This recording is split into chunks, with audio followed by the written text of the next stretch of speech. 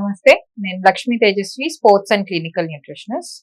So summer వచ్చేసింది and ఇప్పుడు ఈ టైంలో అనేది డీహైడ్రేషన్ కి చాలా మంది ఫేస్ చేస్తూ ఉంటారు. సో డీహైడ్రేషన్ అంటే ఏంటి? దీనికి ఏం జాగ్రత్తలు తీసుకోవాలి?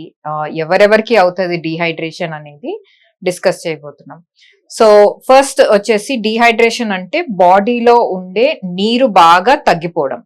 సో నీరు బాగా తగ్గిపోవడం అంటే బాడీలో వాటర్ ఉంటది కదా. సో ఈ వాటర్ రకరకాలుగా బాడీ నుంచి వెళ్ళిపోతుంది అనమాట. సో ఎలా అంటే ఫస్ట్ బయట తిరుగుతున్న వాళ్ళకి చాలా స్వెట్ రావడం, అంటే చెమట రావడం. సో చాలా మందికి సమ్మర్ కాబట్టి చెమట అనేది చాలా ఎక్కువగా వస్తుంది, ఎస్పెషలీ బయట ఉన్న వాళ్ళకి. అండ్ అది కాకుండా కొంచెం నడిచినా కూడా, కొంచెం తిరిగినా కూడా స్వెట్ అనేది బాగా ఎక్కువ వచ్చేస్తుంది అనమాట. సో ఈ డీహైడ్రేషన్ వల్ల బాడీలో ఉండే నీరు చాలా ఎక్కువగా వెళ్ళిపోతుంది. ప్లస్ దాహం వేసినప్పుడు చాలా ఎక్కువగా నీళ్లు తాగుతారు కాబట్టి, అండ్ ఎక్కువగా బాత్రూమ్ కి కూడా వెళ్తారు. సో ఎక్కువగా యూరిన్ పాస్ చేసినప్పుడు కూడా వాటర్ అనేది బాగా ఎక్కువగా బాడీలోంచి వెళ్ళిపోతుంది. సో ఆ టైం అప్పుడు డీహైడ్రేషన్ కి ఎక్కువగా ఫేస్ అవుతారు చాలా మంది. అండ్ డీహైడ్రేషన్ ఉట్టి పెద్దవాళ్ళకే కాదు, చిన్న పిల్లలకి కూడా డీహైడ్రేషన్ అనేది జరుగుతుందండి. సో వీళ్ళకి ఎలాంటి జాగ్రత్తలు తీసుకోవాలి ఏంటి అనేది నేను చెప్తాను ఇప్పుడు. సో ఫస్ట్ వచ్చేసి ఎంత వాటర్ తీసుకోవాలనేది చాలా మందికి పెద్ద కన్ఫ్యూజన్ అనేది ఉంటుంది. సో అందరికీ ఒకలాగా ఉంటుందా? లేదు, అందరికీ ఒకలాగా ఉండదు, ఒక్కొక్కరికి ఒకలాగా ఉంటుంది. అంటే మేల్ అయితే వేరే, ఫీమేల్ అయితే వేరే. అంటే ఆడవాళ్ళకి వేరేగా ఉంటుంది, మగవాళ్ళకి వేరేగా ఉంటుంది. అండ్ హైట్, వెయిట్ బట్టి కూడా ఉంటుంది. అండ్ నెక్స్ట్ వచ్చేసి చిన్న పిల్లలకి వాళ్ళ ఏజ్ ప్రకారం ఎంత వాటర్ ఇవ్వాలో అనేది చూస్తామన్నమాట. సో ఎండాకాలం కాబట్టి ఇంకొంచెం వాళ్ళ ఏజ్ ప్రకారం కాకుండా ఇంకొంచెం ఒక 100 ml 200 ml ఎక్కువగా ఇవ్వడం అనేది చేస్తాం. సో కానీ స్టాండర్డ్ గా అందరూ ఒక 2.5 లీటర్లు మాత్రం కంపల్సరీగా నీళ్లు అనేది తీసుకోవాలి.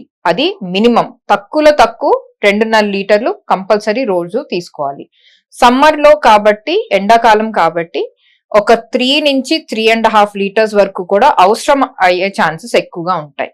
సో వీళ్ళు ఎక్కువగా ఎస్పెషల్లీ బయట తిరుగుతున్న వాళ్ళు, బయట పని చేసే వాళ్ళు, ఎస్పెషల్లీ బైక్స్ మీద తిరిగే వాళ్ళు, లేకపోతే బస్సు కానీ, ఆటో కానీ, నడుచుకుంటూ ట్రావెల్ చేసే వాళ్ళు, వాళ్ళకి మాత్రం డెఫినెట్ గా నీరు అవసరం అనేది ఎక్కువగా ఉంటుంది. 3 నుంచి 3.5 లీటర్ వరకు తీసుకోవచ్చు రోజంతా.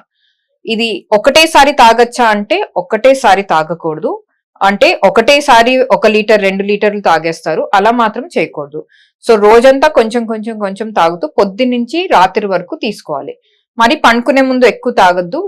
తాగితే మళ్ళా బాత్రూమ్ అనేది ఎక్కువగా వస్తుంది కాబట్టి మళ్ళీ అది స్లీప్ డిస్టర్బ్ అవుతుంది, నిద్ర డిస్టర్బ్ అవుతుంది కాబట్టి. సో కొంచెం పండుకునే ఒక 2 అవర్స్ ముందు స్టాప్ చేస్తే వాటర్ ఇంటేక్ పర్వాలేదు, ఒక చిన్న సిప్ తీసుకుంటే పర్వాలేదు పండుకునే ముందు. అండ్ చాలా మంది ఒక తప్పు ఏం చేస్తారంటే, సమ్మర్ కదా, ఎండాకాలం కదా అని కోల్డ్ వాటర్ అనేది తాగుతారు. అంటే ఫ్రిడ్జ్ లో ఉండే ఐస్ వాటర్. సో లేకపోతే నార్మల్ నీళ్ళల్లో ఐస్ వేసుకొని తాగుతారనమాట. ఇది డెఫినెట్ గా చేయకూడదు, మంచిది కాదు. దీంతో యాక్చువల్లీ దాహం అనేది తీరదు. సో దాహం తీరదు. అండ్ ఆల్సో ఆ టెంపరేచర్ డిఫరెన్స్ వల్ల బాడీకి ఇంకా ఎండ దెబ్బ కొట్టినట్టు అవుతుంది.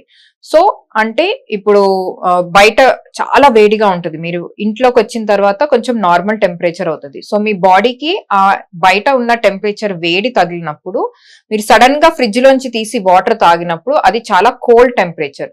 సో దాని వల్ల థ్రోట్ ఇన్ఫెక్షన్స్ రావడం, లేకపోతే ఎండ దెబ్బ కొట్టడం, లేకపోతే ఫీవర్ అనేది కొంచెం ఎక్కువగా రావడం, ఇలాంటి ఛాన్సెస్ అనేవి ఎక్కువగా ఉంటాయి. కాబట్టి చల్లవి డెఫినెట్ గా తాగద్దు, ఆర్ చల్లవి ఇమీడియట్ గా తినద్దు. సో బయటికి వెళ్ళి వచ్చిన తర్వాత ఇంటికి ఫస్ట్ నార్మల్ వాటర్ తాగండి. కొంచెం సేపు అయిన తర్వాత, అప్పుడు ఒక హాఫ్ అన్ అవర్ అయిన తర్వాత మీ బాడీ కొంచెం నార్మల్ టెంపరేచర్ కి వచ్చినప్పుడు, ఇంట్లో ఉన్నప్పుడు, అప్పుడు కోల్డ్ వాటర్ తాగితే పర్వాలేదు. అండ్ సో ఇది ఈ జాగ్రత్త మాత్రం డెఫినెట్ గా తీసుకోవాలి. అండ్ పిల్లలు మాత్రం చాలా జాగ్రత్తగా చూసుకోవాలి, వాళ్ళు వాటర్ తాగుతున్నారా లేదా అనేది. చాలా మంది పిల్లలు యాక్చువల్లీ వాటర్ తీసుకోరు, అండ్ పేరెంట్స్ కూడా అంతగా అబ్జర్వ్ చేయరు ఎంత వాటర్ తీసుకుంటున్నారు ఏంటి అనేది. డెఫినెట్ గా వాళ్ళ కోసం అని ఒక బాటిల్ పెట్టి వాళ్ళు అది ఫినిష్ చేసేలాగా చూసుకోండి. అండ్ మీ పిల్లల ఏజ్ బట్టి ఎంత నీళ్లు కావాలో చూసుకొని మాత్రం మీ డాక్టర్ నన్నా అడగచ్చు, పీడియాట్రిషియన్ ని లేకపోతే ఎవరైనా డైటీషియన్ ని కన్సల్ట్ చేసి అడగచ్చు అనమాట. దాన్ని బట్టి ఎంత వాటర్ తీసుకోవాలని. అది. సో ఇట్లాంటి జాగ్రత్తలు కంపల్సరీ తీసుకోవాలి. అండ్ డీహైడ్రేషన్ జరిగినప్పుడు వాటర్ తో పాటు ఈవెన్ బాడీలో ఉండే సాల్ట్స్ అంటే సోడియం, పొటాషియం ఇవన్నీ కూడా వెళ్ళిపోతాయి అనమాట. స్వెట్ లో కానీ లేకపోతే యూరిన్ లో కానీ పాస్ అవుట్ అయిపోతాయి. సో డిహైడ్రేషన్ జరిగినప్పుడు ఇవి కూడా తగ్గినప్పుడు బీపీ లో అయిపోవడం, షుగర్ లో అయిపోవడం ఇట్లాంటి ఛాన్సెస్ అనేవి చాలా ఎక్కువగా ఉంటాయి. సో అలాంటి జాగ్రత్తలు తీసుకుంటే వాటర్ సరిగ్గా తాగి జాగ్రత్తలు తీసుకోవాలి. ప్లస్ ఈ సోడియం, పొటాషియం తగ్గినప్పుడు కొంచెం ఎలక్ట్రాల్ నీళ్లు కానీ ఓఆర్ఎస్ నీళ్లు కానీ తీసుకుంటే మంచిది.